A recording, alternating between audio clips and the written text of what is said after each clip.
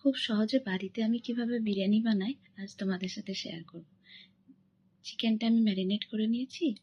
চিকেনটা ম্যারিনেট করার জন্য কিছুটা হাঙ্কার, তাছাড়া আদা, রসুন, একটা পেঁয়াজ, সমস্ত কিছু একসাথে ব্লেন্ডারে ব্লেন্ড করে নিয়ে জাস্ট ওটা আমি ম্যারিনেট করে ছেড়ে দিচ্ছি। এটা তোমরা ওভারনাইট রাখতে পারো, আগের দিন ম্যারিনেশন করে রেখে দিলে আরও ভালো খেতে হয়, বাট আমার হাতে সময় ছিল না, সেজন্য আমি সকালবেলাতেই ম্যারিনেট করে তারপরে আমি বিরিয়ানিটা করেছি।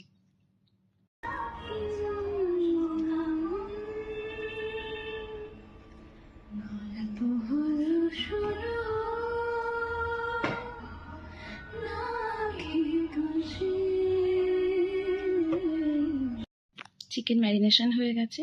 এরপর আলু, পেঁয়াজ সমস্ত আমি কেটে নিয়েছি গান শুনতে শুনতে। তারপর আমি চালটা ভিজিয়ে রেখেছিলাম। আর এখানে আছে দুধ, দুধের মধ্যে একটু আতর আর একটু কেওড়ার জল, খুব সামান্য।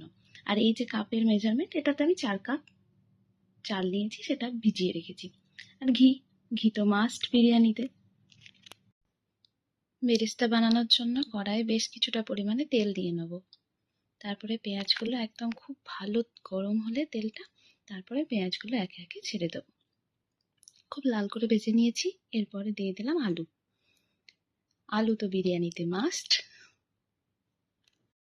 যতক্ষণে আলু ভাজা হচ্ছে ততক্ষণে একটা কথা বলে দিই, বিরিয়ানি মশলা কিন্তু ভীষণ ইম্পর্টেন্ট, সেটা কিন্তু লাগবে। আমি যখন আমাদের দুজনের জন্য বিরিয়ানি বানাই তখন আমি এই ছোট্ট হাঁড়িতেই বিরিয়ানি বানাই। তলায় আমি নিয়ে নিয়েছি বেশ কিছুটা তেল, যাতে ওটা তলায় লেগে না যায়। আর তারপরে এইভাবে তেজপাতাগুলোকে সুন্দর করে সাজিয়ে দেবো। এরপরে আমার যে ম্যারিনেশন করা ছিল চিকেনটা, তার সাথে পেঁয়াজ, বেরেস্তা, আলু সমস্ত একসাথে ম্যারিনেশন করে আমি সম্পূর্ণ হোল চিকেন প্লাস আলু সমস্ত কিছু এইভাবেই আমি র অবস্থাতেই হাঁড়িতে দিয়ে দেবো। আমি চিকেনটা ম্যারিনেশন করার সময় 2 চামচ তেল আর 2 চামচ ঘি দিয়েছিলাম। তাই এখানে আমি কোনো রকম তেল, ঘি কিছু অ্যাড করব না। এটা কিন্তু ভীষণ হেলদি একটা রেসিপি। এরপর কিছুটা গরম মশলা আমি থেতো করে নেব। এরপর একটা কুকারের ভেতরে আমি কিছুটা জল অ্যাড করব, 1 লিটার পরিমাণে। তাতে দিয়ে দিলাম নুন আর এই যে থেতো করে রাখা গরম মশলা। তার সাথে দিলাম ভিনিগার।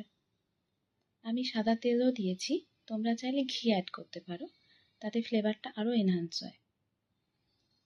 এরপর জলটা ভালো করে ফুটতে দেবো। জলটা ফুটে উঠলে আমি চালটা দিয়ে দেবো এর ভেতর। আমি চালটা 70% মতন কুক করব।